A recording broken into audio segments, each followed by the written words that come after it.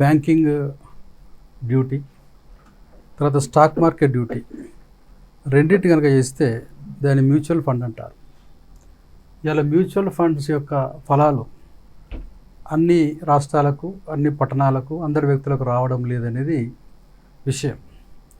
తర్వాత ఇంకోటి అంటే ప్రజలు కూడా ఇలా ఫిక్స్డ్ డిపాజిట్లకు, మామూలు సేవింగ్ డిపాజిట్లకు దూరం అవుతూ మ్యూచువల్ ఫండ్స్ దగ్గర అవుతున్నారు. కాబట్టి బ్యాంక్స్ జాగ్రత్తగా ఉండాలి ఫ్యూచర్ లోపల. కాబట్టి బ్యాంక్స్ వీక్ ఉండడం వల్లనే భారతదేశంలో కంపెనీలు, ప్రైవేట్ కంపెనీలు అయితేంది, గవర్నమెంట్ కంపెనీలు అయితేంది, బయట దేశాల నుంచి అప్పులు తీసుకుంటున్నాయి.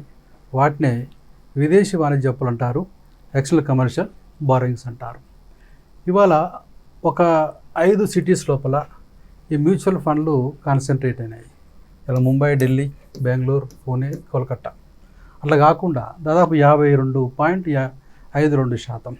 అట్లా కాకుండా ఈ ఫలాలు అన్ని రాష్ట్రాలకు, అన్ని పట్టణాలకు విస్తరించే విధంగా చర్యలు తీసుకుంటే అందరికీ బెనిఫిట్ అవుతున్న విషయం అర్థం చేసుకోవాలి.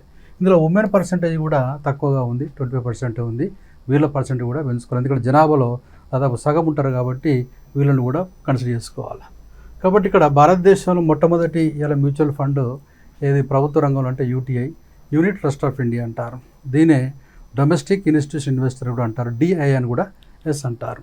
కాబట్టి ఏ సంస్థ అయితే ఇలా బ్యాంకింగ్ ఫంక్షన్, తర్వాత స్టాక్ మార్కెట్ ఫంక్షన్ చేస్తుందని ఏమంటారు, మ్యూచువల్ ఫండ్ అంటారు. ఇలా బ్యాంకులో కూడా ఎంఎఫ్ హోదా ఇచ్చారు కాబట్టి వీళ్ళు కూడా ఈ డ్యూటీ చేస్తున్న విషయాన్ని మనం అర్థం చేసుకోవాలి.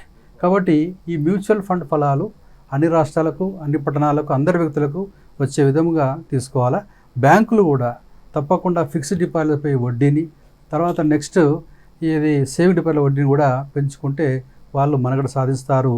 లేదంటే వాళ్ళు మార్కెట్ డిజపియర్ అయిపోయే అవకాశం ఉందనే విషయం అర్థం చేసుకోవాలి. Right, okay.